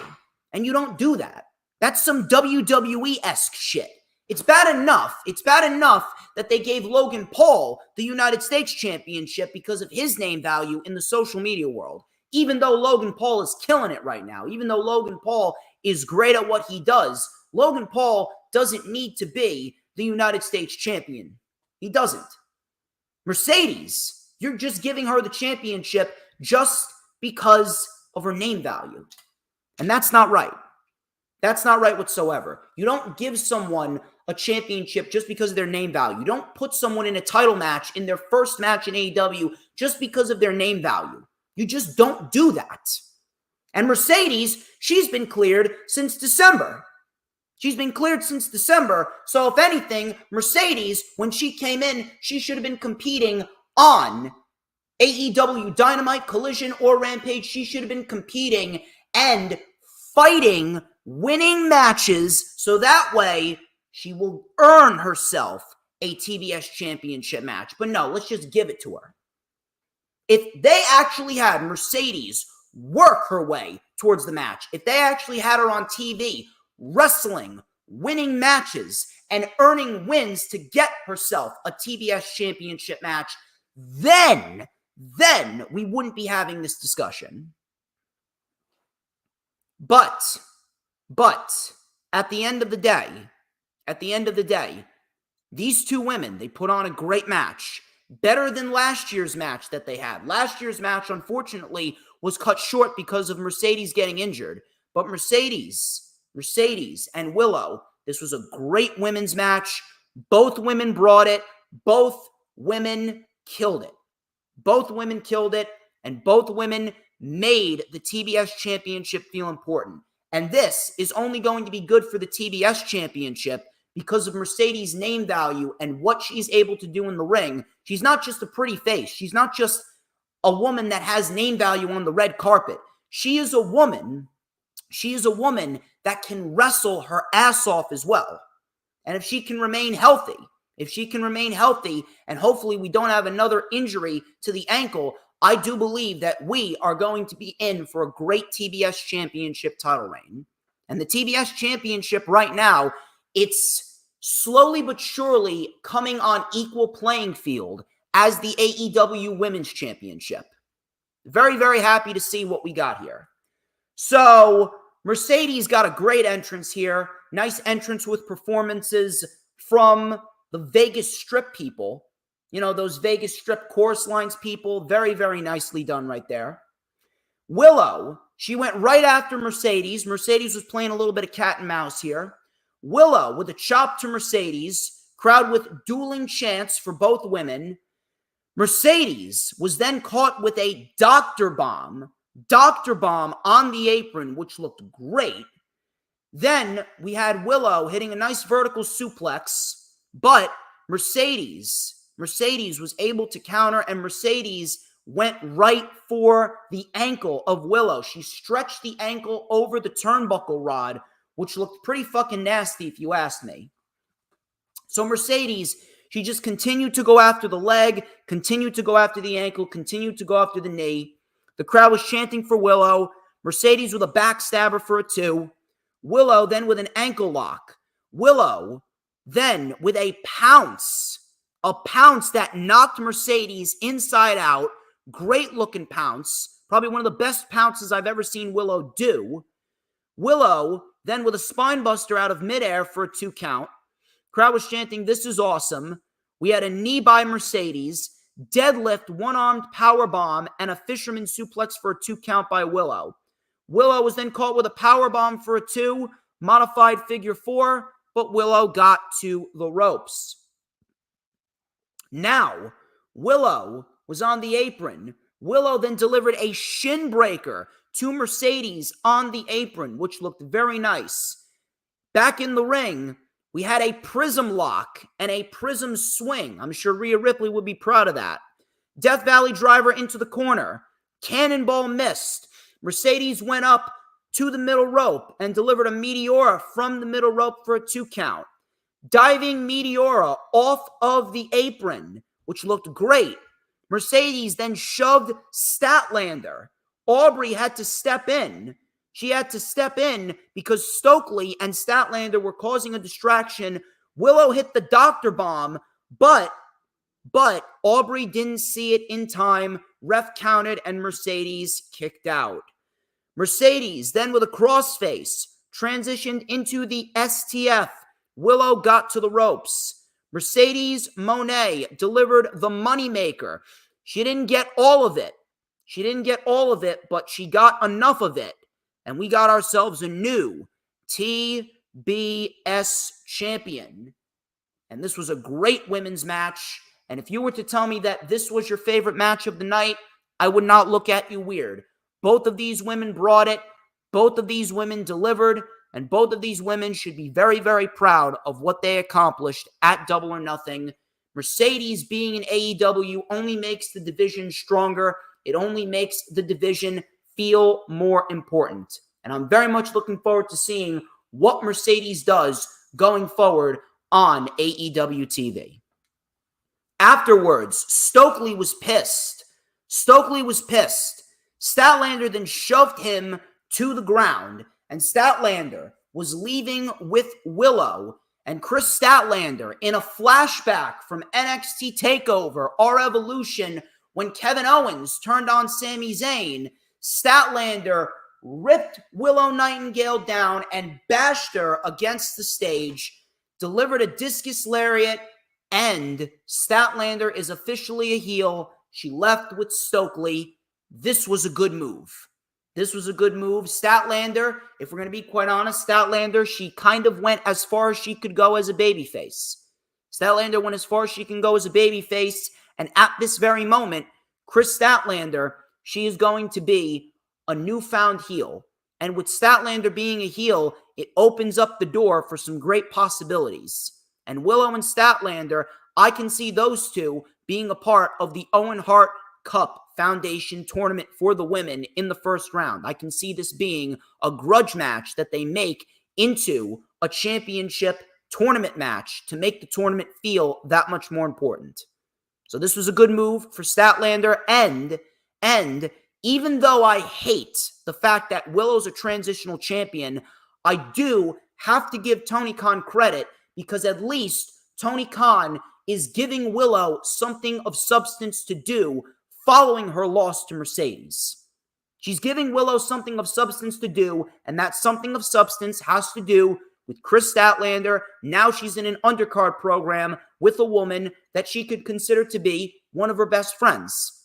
And now we're going to see what Statlander and Willow are really capable of. I'm looking forward to this. I'm really looking forward to seeing what they do there.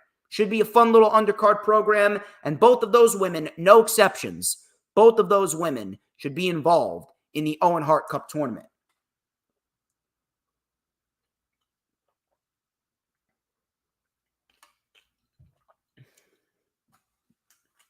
Christian Cage and Swerve Strickland, AEW World Championship. So they had Nana clanking some bottles saying, "Swerve, come out and play." So that was a nice little touch there for Swerve and Prince Nana. Swerve came out. He looked like a beast. Swerve always looks like a beast. This was Swerve's first official pay-per-view title defense as the world champion, and they picked the right guy. They picked the right guy to fight Swerve. Christian Cage, he is great at what he does. Christian's always been great at what he does. Christian Cage, easily one of the most underrated performers in the entire history of the professional wrestling business. And even at 50 years old, Christian Cage is still putting on great matches, giving us great promos. Christian Cage is still at the top of his fucking game. That just goes to show you how good he really is. So, pretty standard early on. Christian then took over and sent Swerve into the barricade. Christian then with a tornado DDT and a beautiful frog splash for a 2. Swerve then mounted a comeback. Christian shut him down. Sunset flip powerbomb. He went for the spear, did Christian, but Swerve countered it into an alley-oop power slam, which looked very nice. He got a lot of nice rotation on that power slam. So from there, we had a back elbow by Swerve, neckbreaker trifecta.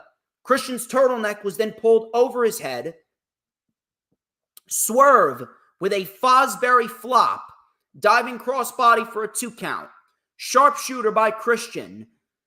We had Nick Wayne, and Prince Nana. They were getting into it on the outside. Nick Wayne was going to try and do something with the AEW World title, but Nana took it out of his hand, I believe, and the referee caught Prince Nana with the title, so Prince Nana was ejected. He was sent to the back. Crowd was chanting, "Ref, you suck." This gave the opportunity for Killswitch and Nick Wayne to attack Swerve behind the referee's back. Swerve then ducked a headbutt by Killswitch, and Killswitch ended up headbutting Christian. We had a stomp on Killswitch, back body drop on Nick Wayne. Swerve stomp missed. Christian with a spear. Swerve kicked out of the spear. Killswitch was then caught in the act, and then the Patriarchy was ejected. So it was Nick Wayne, Killswitch, and Mother Wayne. All of them were sent to the back. Swerve then with a rolling flatliner for a 2 count. Suplex on the floor by Swerve. Swerve then brought in the steps. Christian was caught with a stomp and then a pendulum kick. We had Christian Cage now on the apron. Swerve went for a dive, but he hit the steps head on, and he was trying to sell it. Obviously, we all know that his hand hit the steps first, but from the angle that they shot it, it looked like his head hit the steps. So from there, Christian Cage, he was distracting the ref. That allowed Nick Wayne to hit the cutter, or Wayne's World, as he calls it. Nick Wayne hit a cutter. Prince Nana came out with a lead pipe and chased Nick Wayne out of the ring. Back in the ring, we had a kill switch. Kill switch engaged by Christian Cage. Try saying that 5 times fast.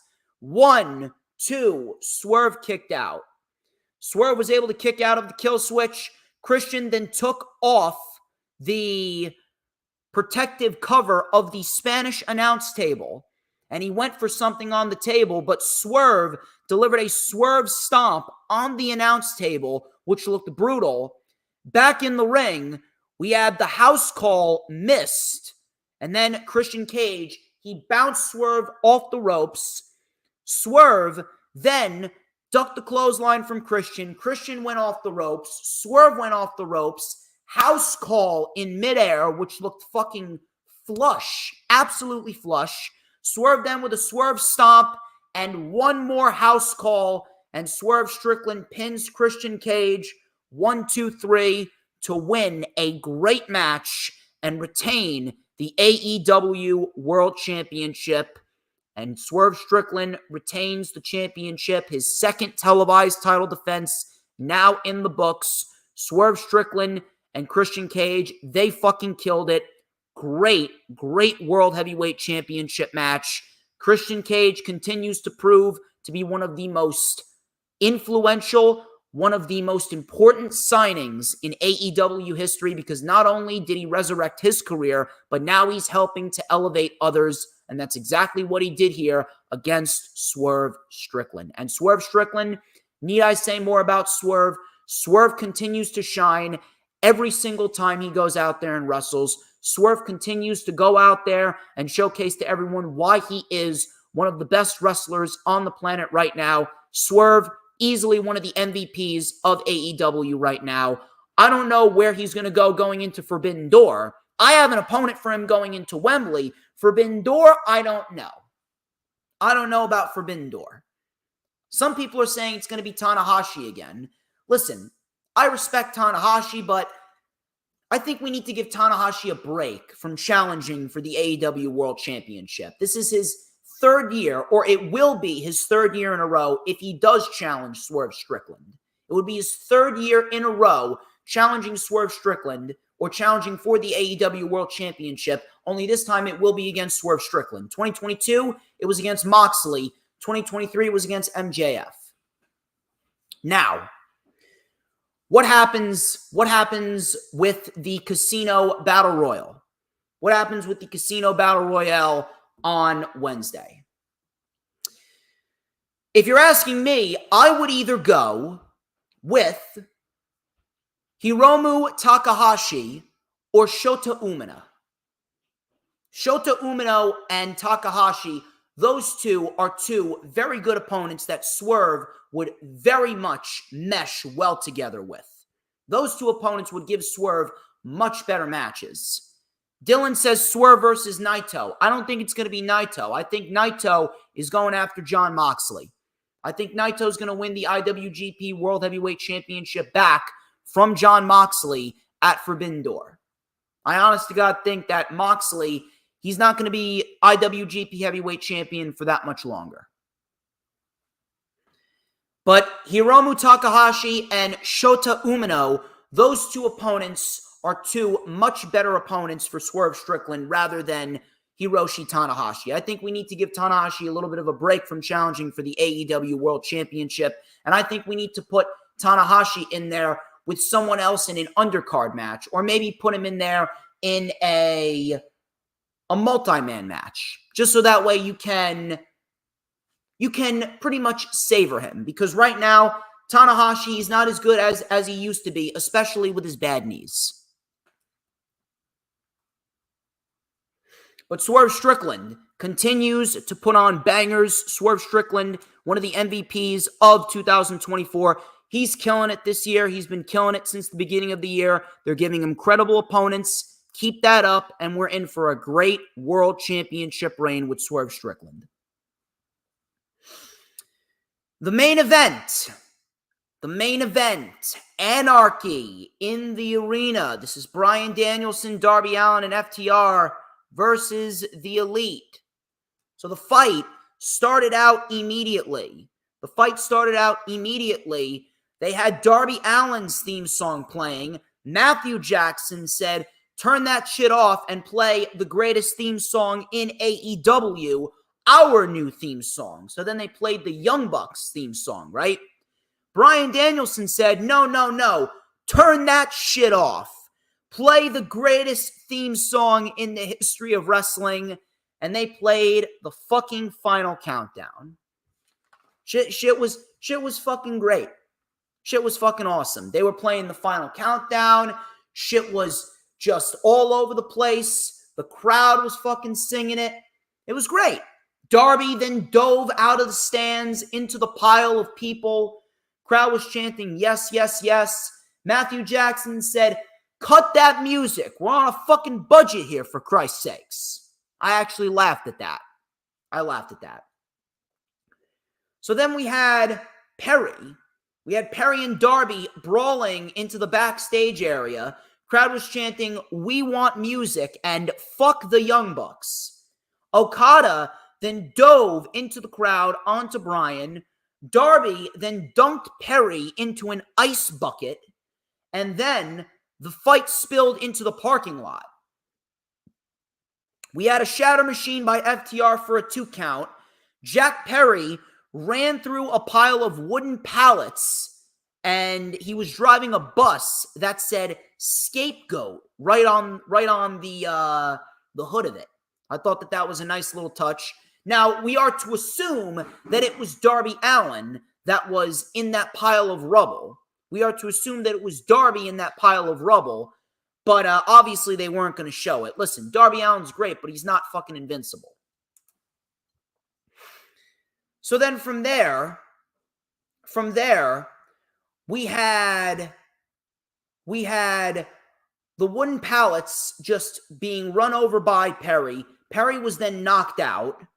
We had a pile driver by FTR on the apron. We had the Power and Glory splash combination, drop kick by Okada. Bryan was bleeding. Okada with a diving elbow drop. Cash then bit Okada in the middle finger when Okada flipped off the crowd. Darby was then shown limping his way back to the ring. He hit a code red on Okada. Darby then was powerbombed by the Young Bucks on a bed of steel chairs. No give whatsoever. I would not want to take that bump. Darby was then sent down the elevator. Like, the Young Bucks, they came up in the elevator from the stage, right? And Darby was sent down the elevator. The Young Bucks told him to bring him down. Darby was then out of the equation momentarily. Bryan was then sent into one of the big poker chips at ringside. We then had a TK driver on the poker chip. That was a very nice spot right there. Crowd was chanting, "This is awesome. This is awesome." We had a super kick by Dax. Super kick to Cash. We had a DDT on the stage by Okada. Cash Wheeler then placed a table on the stage, and Cash was then placed on the table. Nicholas with a swanton bomb off the tunnel through the table. Dax Harwood was placed on a table on the lower portion of the stage, and Dax Harwood ended up getting put through a table by an elbow drop by Kazuchika Okada. So it was fucking chaos everywhere. All of a sudden, Jack Perry emerged. And he grabbed Tony Khan. Jack Perry grabbed Tony Khan, and he was dragging Tony Khan out to the stage. Darby came out with a fucking flamethrower. Jack Perry threw Tony Khan out on the stage, and then Darby Allin fucking lit Jack Perry on... Yes, you heard me correctly. He lit Jack Perry on fire. Not since we saw Kane set JR on fire did I ever think we would see someone legitimately get set on fire from the feet up to his waist, literally set on fire via a flamethrower by Darby Allin, so much so that the Young Bucks came in and sprayed fire extinguishers both at Darby to stop him and then Jack Perry so that way they can put the fire out. Fucking unbelievable. I swear to God, I did not even think we would see fire. I knew that we'd probably see the flamethrower, but I didn't think that we would actually see Jack Perry get himself set on fire. Excalibur was just selling the shit out of this. So the crowd was chanting, "Holy shit." Darby Allin's mask was then removed. And then we had a low blow by Darby on Okada. Coffin drop on Okada. The Bucks saved it. Crowd booed the Bucks. Matthew and Nicholas Jackson then motioned to the top of the arena. They had a fucking wire come down from the arena. They tied up Darby Allin's feet, neutralized FTR, and then Dax Harwood, he came in. He was going after Okada. Matt Jackson with an exploding steel chair with some sort of detonator on it. An exploding steel chair right off the face of Dax Harwood. Unfucking believable. Okada then with an arm sleeve with tacks on them, delivered a Rainmaker on Cash. And then we had Darby Allin being hung upside down by a wire from the top of the MGM Grand Garden Arena. Then we had Darby getting super kicked with Reebok sneakers that had tacks on the bottom of them, and Darby had his nose virtually rebroken. Darby was pretty much out of it, completely fucking out of it. Super kicks with the tack sneakers right to Darby's nose. Darby was out of it. Matthew then accidentally super kicked Nicholas. Brian was in. Brian was essentially the lone survivor. Brian then took the shoe, bashed the Bucks with it. Brian with the yes kicks. The crowd was chanting, "Please help Darby." I thought that was fucking hilarious. Brian then with the Busaiku knee on the chair, but Okada came in and delivered a Rainmaker on Brian. We had an EVP trigger by the Bucks, and then Jack Perry came in. Jack Perry with a Busaiku knee on Brian, and Jack Perry pins Bryan Danielson 1, 2, 3, and Jack Perry wins Anarchy in the Arena for himself and his teammates. Now, the right man was pinned, and the right man got the pin. That's how you make a new star right there. Jack Perry, that is a big, big rub for Jack Perry right there. And above all else, I didn't know how they were going to top what they did in previous years, but this may have been the best overall Anarchy in the Arena match that they've ever done. This shit was entertaining as fuck. It was downright comical at some points. It was downright ridiculous, but in the end, they gave you some memorable shit. They gave you a lot of memorable shit, whether it be Darby hanging upside down, whether it be Jack Perry being set on fire, whether it be Jack Perry running over Darby Allin with a bus, super kicks with the tacks, Rainmakers with the tacks, Tony Khan drivers on the chips. It was fucking unreal. It was fucking crazy in every sense of the word. Absolutely fucking crazy. And in the end, it turned out to be the best overall Anarchy in the Arena match that we've ever gotten. And the last 3 matches on the show really brought the show up several notches after the Jericho match really fucked up the entire flow of the event. Was it the best Double or Nothing of all time? No, it was not.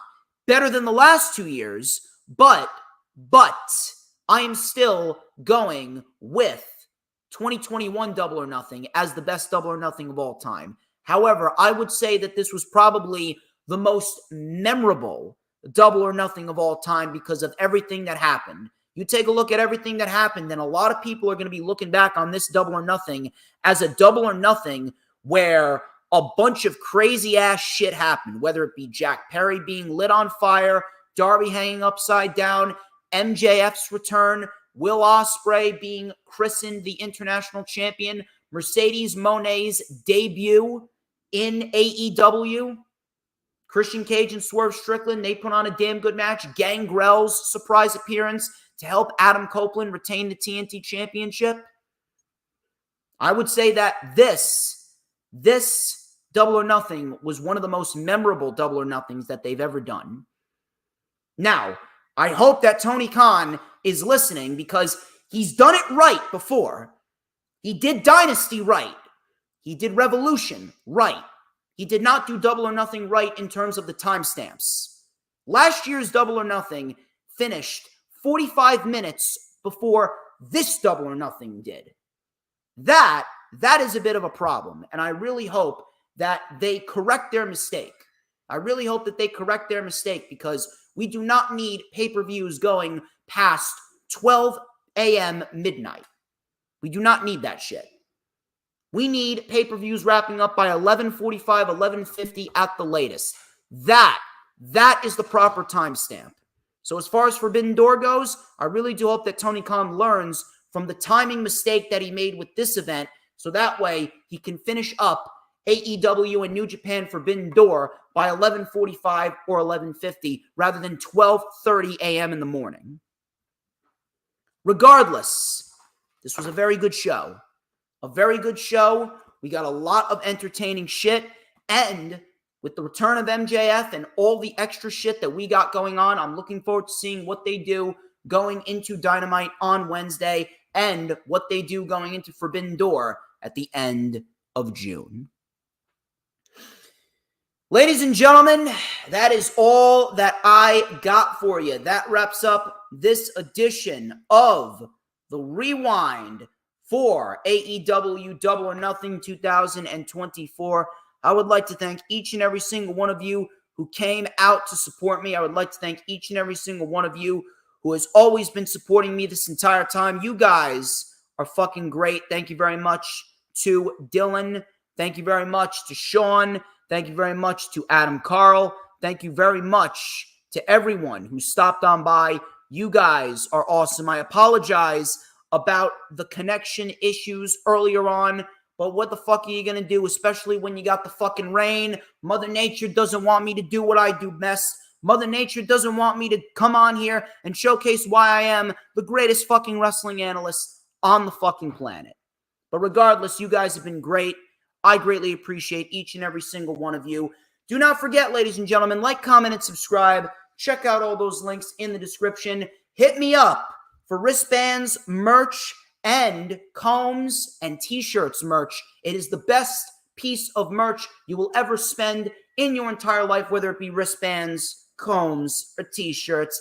Everyone wants to get on in and support DJ Storms because I've been on the rise for a long, long, long time. Come on out and support me. And be sure to set your notifications for this Thursday, 7:45 p.m.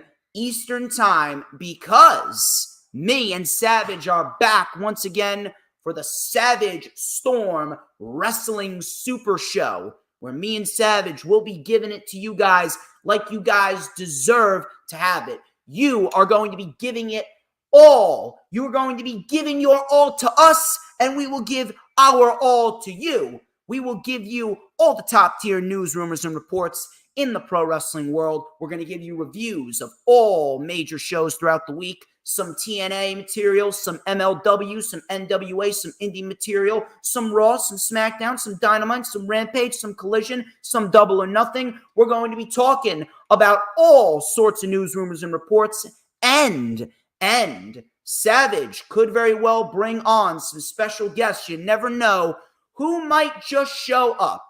You never know. Until then, I am DJ Storms. This has been The Rewind.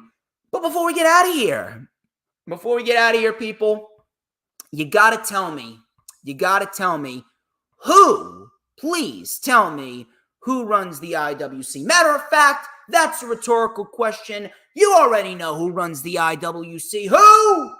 But DJ motherfucking Storms. And don't you ever fucking forget it. Retribution! Oh yeah, we want retribution! Oh yeah, we want retribution! Oh yeah, we want retribution! Yeah, we ran out of patience for your love with